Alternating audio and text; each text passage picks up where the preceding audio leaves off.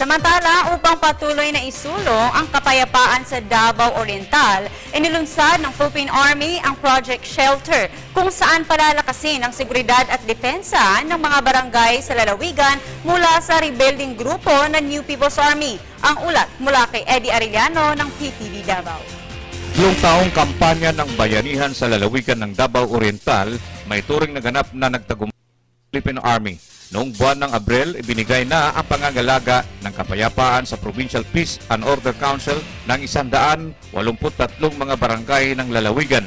At upang hindi na makabalik pa ang NPA sa dati nilang baluarte, inilunsad naman ng 67IB ang Project Shelter.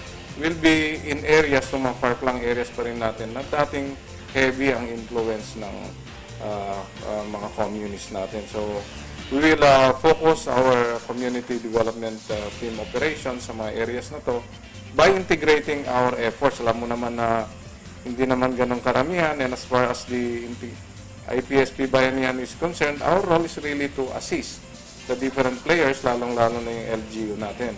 Layunin naman ng proyektong ito na palakasin ang defense system ng mga barangays, lalo na yung mga nandoon sa mga kabundukan at mga boundaries.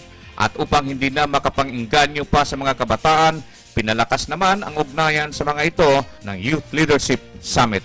Ang youth natin will have a very critical role. So, it will be very important for us to educate them as early as now, prepare good leaders among the ranks sa mga youth natin. So, yung organization natin na Youth for Peace ngayon ay very active in community-based projects. Ipinagmalaki ng gobernador ng lalawigan ang tagumpay na ito na magiging daan sa kanilang pag-unlad.